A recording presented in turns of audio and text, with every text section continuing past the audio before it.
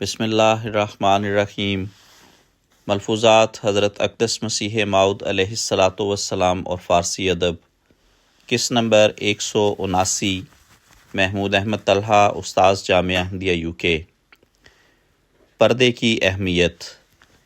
فرمایا، موجودہ حالت میں اس بات پر زور دینا کہ آزادی اور بے پردگی ہو گویا بکریوں کو شیروں کے آگے رکھ دینا ہے۔ ان لوگوں کو کیا ہو گیا ہے کہ کسی بات کے نتیجے پر غور نہیں کرتے۔ کم از کم اپنے کانشیس سے ہی کام لیں کہ آیا مردوں کی حالت ایسی اصلاح شدہ ہے کہ عورتوں کو بے پردہ ان کے سامنے رکھا جاوے۔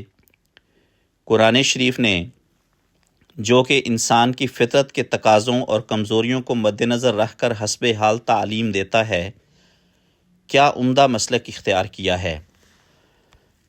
کل للمؤمنین یغضوا من ابصارہم ویحفظوا فروجہم ذالک ازکی لہم، سورۃ النور آیت نمبر 31۔ کہ تو ایمان والوں کو کہہ دے کہ وہ اپنی نگاہوں کو نیچا رکھیں اور اپنے سوراخوں کی حفاظت کریں۔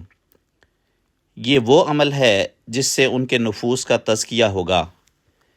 فروج سے مراد شرمگاہ ہی نہیں بلکہ ہر ایک سوراخ جس میں کان وغیرہ بھی شامل ہیں، اور اس میں اس امر کی مخالفت کی گئی ہے کہ غیر محرم عورت کا راگ وغیرہ سنا جاوے۔ پھر یاد رکھو کہ ہزار در ہزار تجارب سے یہ بات ثابت شدہ ہے کہ جن باتوں سے اللہ تعالیٰ روکتا ہے آخر کار انسان کو ان سے رکنا ہی پڑتا ہے۔ تعدد ازدواج اور طلاق کے مسئلے پر غور کرو۔ ہرچہ دانا کند نادا لیک بعد از خرابی بسیار۔ ہمیں افسوس ہے کہ آریہ صاحبان بھی بے پردگی پر زور دیتے ہیں اور قرآن شریف کے احکام کی مخالفت چاہتے ہیں۔ حالانکہ اسلام کا یہ بڑا احسان ہندوؤں پر ہے کہ اس نے ان کو تہذیب سکھلائی، اور اس کی تعلیم ایسی ہے جس سے مفاسد کا دروازہ بند ہو جاتا ہے۔ مثل مشہور ہے، خرے بستے بہ گرچہ دزد آشنا است۔ یہی حالت مرد اور عورت کے تعلقات کی ہے کہ اگرچہ کچھ ہی کیوں نہ ہو لیکن تاہم فطری جوش اور تقاضے بعض اس قسم کے ہوتے ہیں کہ جب ان کو ذرا سی تحریک ہوئی تو جھٹ حد اعتدال سے ادھر ادھر ہو گئے۔ اس لیے ضروری ہے کہ مرد اور عورت کے تعلقات میں حد درجہ کی آزادی وغیرہ کو ہرگز نہ دخل دیا جاوے۔ ملفوظات جلد ہفتم، صفحہ نمبر 135 136، ایڈیشن 1984۔ تفصیل۔ اس حصہ ملفوظات میں فارسی کی 2 ضرب الامثال آئی ہیں جن کی تفصیل کچھ یوں ہے۔